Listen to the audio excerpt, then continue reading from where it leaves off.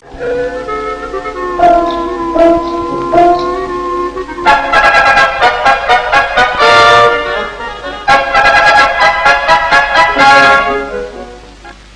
are in El Salvador, about the size of Maryland, and the smallest of the Central American republics. It is known as the Garden Republic, certainly one of the most beautiful countries in all Latin America.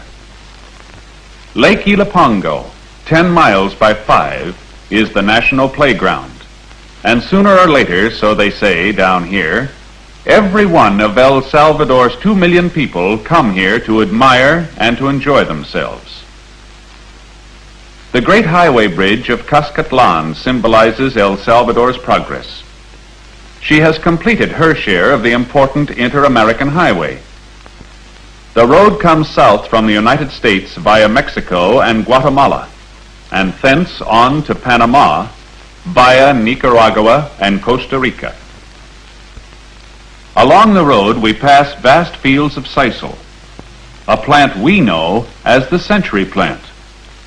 In El Salvador's semi-tropical climate, sisal grows lush and strong, as do the weeds. From sisal we get the tough fibers that make cord and rope. It is an important crop to all Salvador. Moving on, we visit a coffee plantation, one of the thousands of small family-owned ranches that are the pride of El Salvador. Whole families work when the crop comes in, for all coffee must be picked by hand. When the price of coffee is high, the people of El Salvador are prosperous, for theirs is one of the world's finest coffees and the most important crop in the country.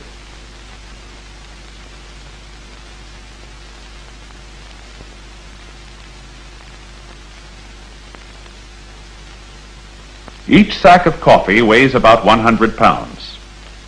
The men carry the sacks to the packing plant, where the work of making the coffee ready to ship is done.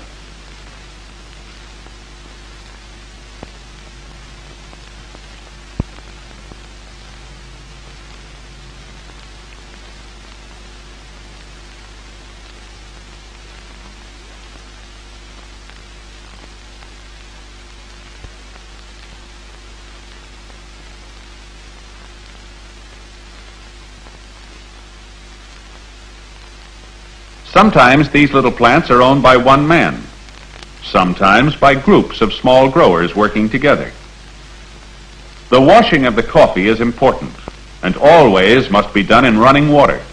The work is not easy.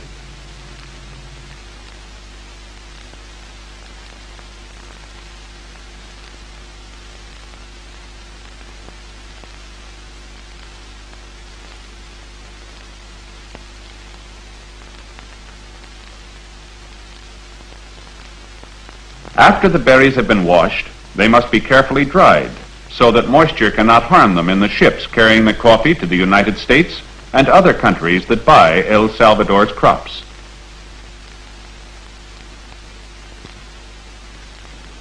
The coffee must be turned over during the day so that the sun can dry the berries evenly. Before the coffee can be used, it must be roasted. This is done after the coffee reaches its destination. The reason? Every country prefers its own method of roasting, which affects the flavor of the coffee.